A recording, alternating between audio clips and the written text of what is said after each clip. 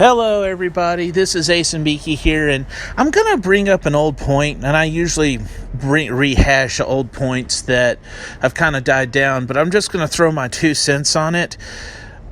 One time, and I'm not, and maybe it's best that the dust has settled down so that I'm not getting on the side of fandom versus feminists, because that kind of seems to be the culture war, is fandoms versus feminists. And both fandoms, and feminists can be toxic. They can say things that are technically anywhere from half to 99.9% true, but there's just a corrupting influence of resentment in their voices that doesn't make them horribly wrong, but it will skew them because this is more about screw you for trying to change my status quo. And the thing is, one thing I wanted to bring up is kind of like a talk about Star Wars.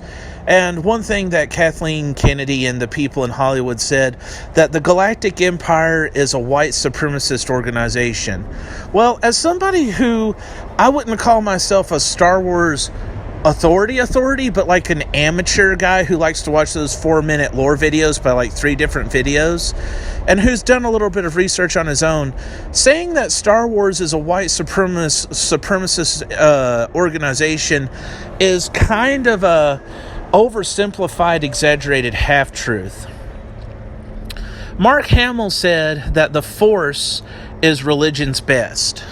And we'll talk about whether the Force is female or not in another video. But if the Force is religion's best, of course, with a huge emphasis on Buddhism, but if the Force is supposed to be religion's best from George Lucas's point of view, then the Galactic Empire is humanity's worst mistakes. The Galactic Empire is not a Sith magocratic theocracy. That's what the ancient Sith Empire was, and it wasn't even completely human. The Sith were a race of people, and the people who ruled over them were the Lords of the Sith, and they kind of looked like Hellboy if he was Babylonian, and was part of, and it kind of sounds like something that's kind of like the Star Wars version of the Book of Enoch. Very interesting thing I want to explore one day, because it's like the bad guys have both their conservatives and liberals, and it kind of sounds like the whole thing in Genesis 6:4, where angels came down, bred with human women, and made like a class of giants to roll over people. But in this one, it's that the Sith, the fallen Jedi, came down. They used some kind of advanced dark side alchemy to make hybrids between them and like these fishy ape Hellboy things, and then there was kind of like a middle class between the Dark Lords of the Sith and the Sith people. And it kind of reminds me of the whole Nephilim, thing from the Bible, or reptilian hybrids from David Icke, which I think is kick-ass.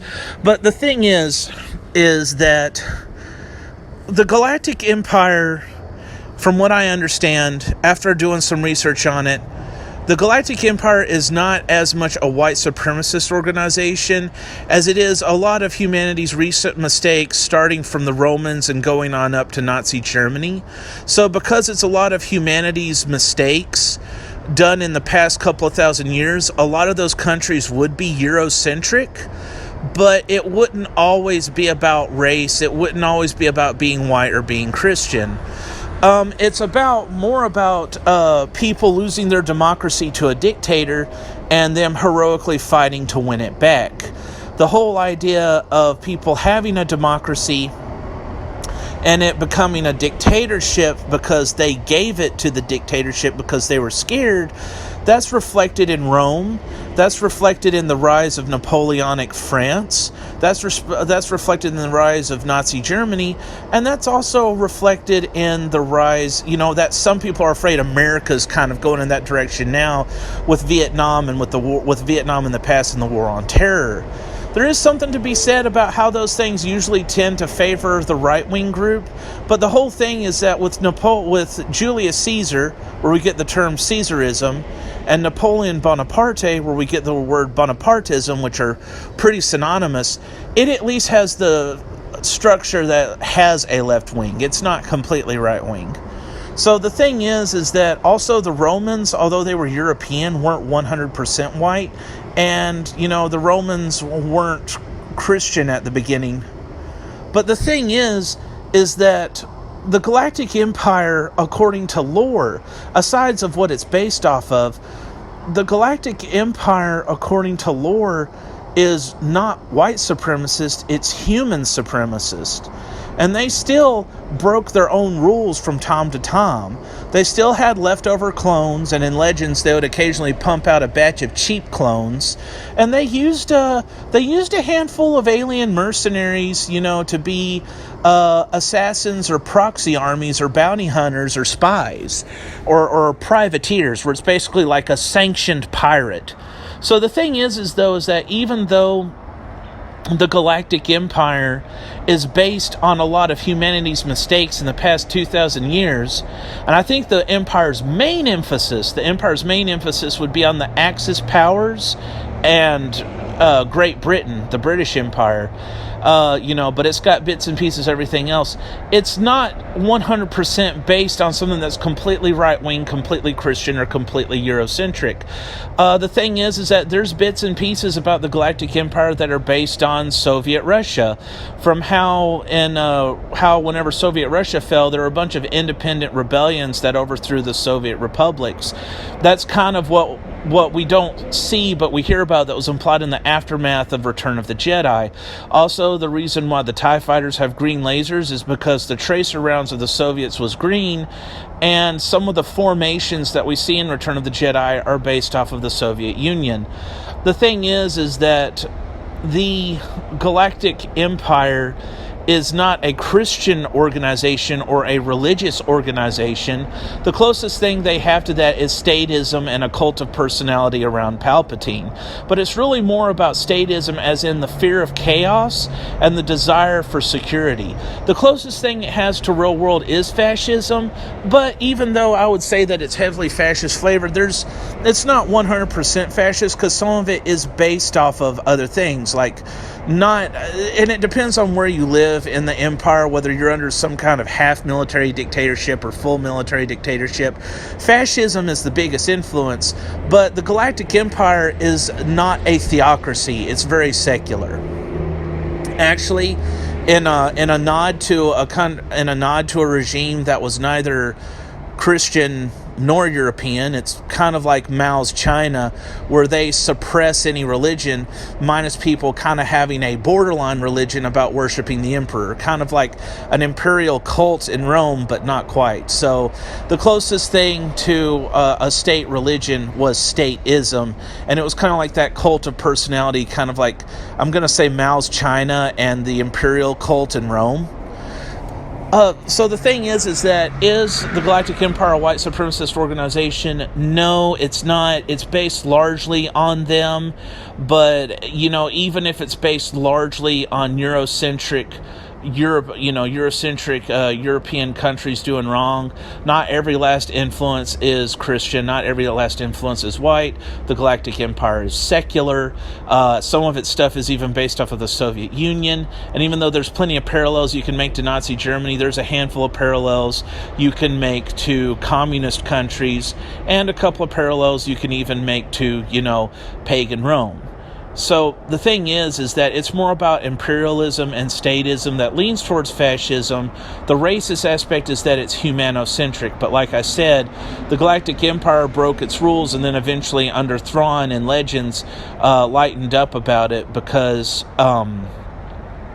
they lightened up about it because Thrawn basically was helping reform the Empire as a moderate. But there's also something else to point out, that even though the thing in Star Wars is that it's meant to be less left versus right. It's meant to be more up versus down. And the